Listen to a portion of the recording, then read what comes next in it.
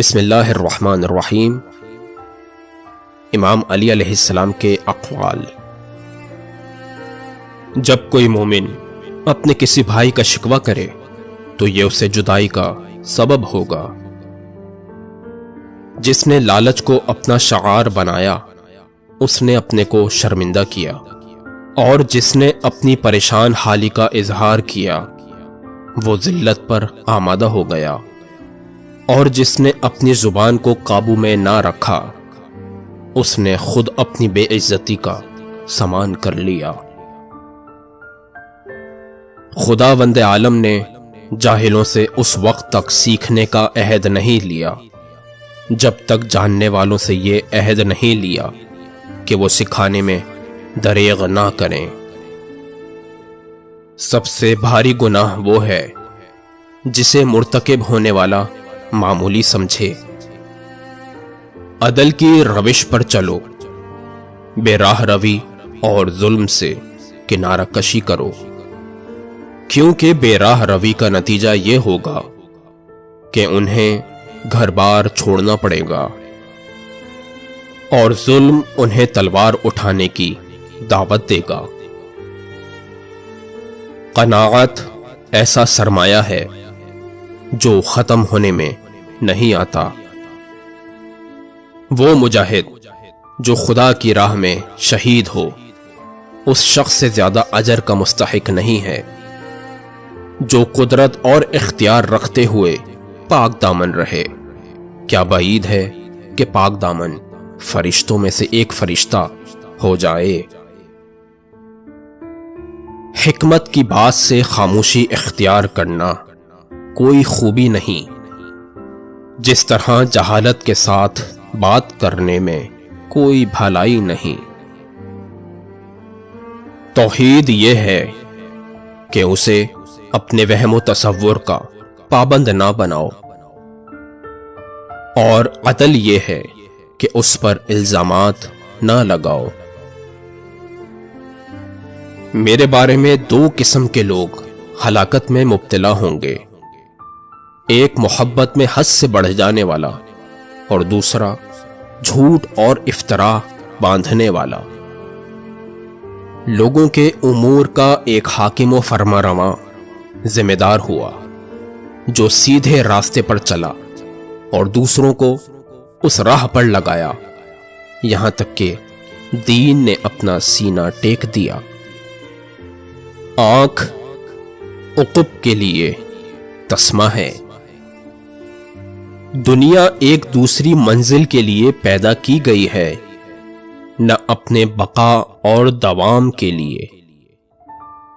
بہت سے لوگ اس وجہ سے فتنہ میں مبتلا ہو جاتے ہیں کہ ان کے بارے میں اچھے خیالات کا اظہار کیا جاتا ہے۔ کمزور کا یہی زور چلتا ہے کہ وہ پیٹھ پیچھے برائی کرے۔ بردباری اور صبر دونوں کا ہمیشہ ہمیشہ کا ساتھ ہے، اور یہ دونوں بلند ہمتی کا نتیجہ ہیں۔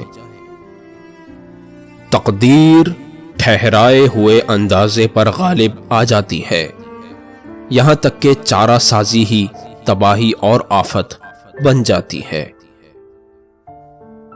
ایمان کی علامت یہ ہے کہ جہاں تمہارے لیے سچائی باعث نقصان ہو اسے جھوٹ پر ترجیح دو، خواہ وہ تمہارے فائدے کا باعث ہو رہا ہو، اور تمہاری باتیں تمہارے عمل سے زیادہ نہ ہوں، اور دوسرے کے متعلق بات کرنے میں اللہ کا خوف کرتے رہو۔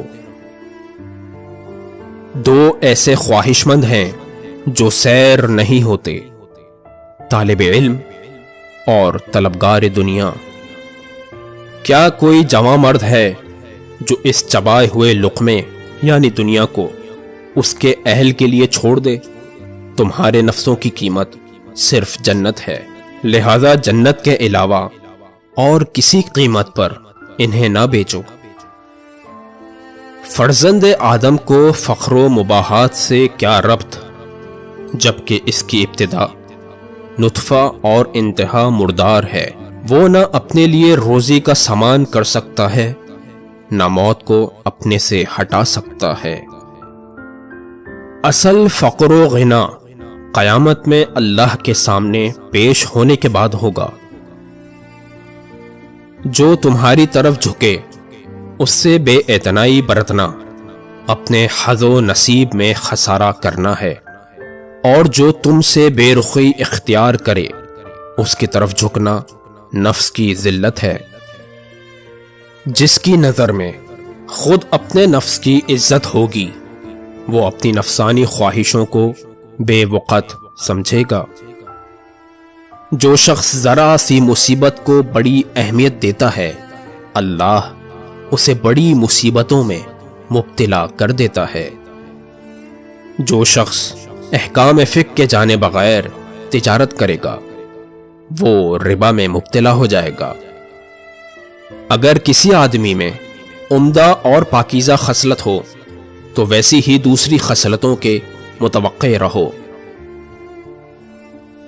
وہ تھوڑا سا عمل جس میں ہمیشگی ہو اس زیادہ سے بہتر ہے جو دل تنگی کا باعث ہو۔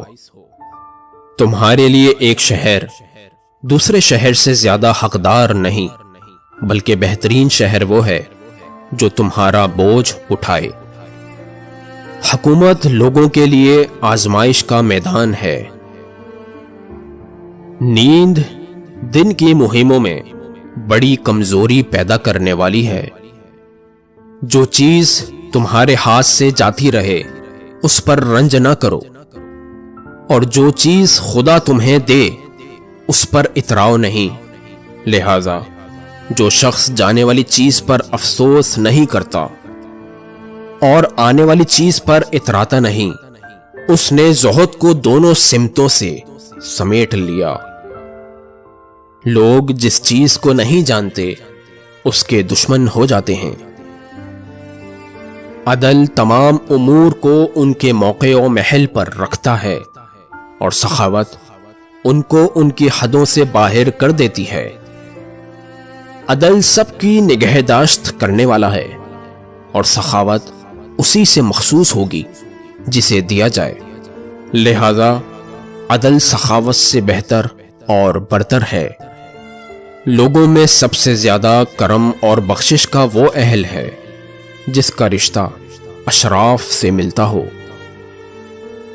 ایسا نہیں کہ اللہ کسی بندے کے لیے شکر کا دروازہ کھولے اور نعمتوں کی افزائش کا دروازہ بند کر دے، اور کسی بندے کے لیے دعا کا دروازہ کھولے اور در قبولیت کو اس کے لیے بند رکھے، اور کسی بندے کے لیے توبہ کا دروازہ کھولے اور مغفرت کا دروازہ اس کے لیے بند کر دے۔